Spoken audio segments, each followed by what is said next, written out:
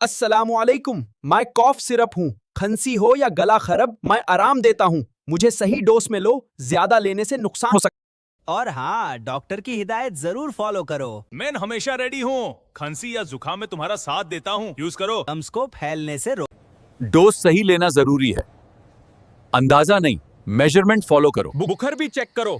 सिर्फ खांसी नहीं खाएं, पूरी हेल्थ का ख्याल रखो। मैं सच बताता हूँ, ध्यान से देखना। दवाई के साथ मैं भी जरूरी हूँ। गला सूत करता हूँ और बॉडी को हाइड्रेट रखता हूँ। मुझे भूलना मत।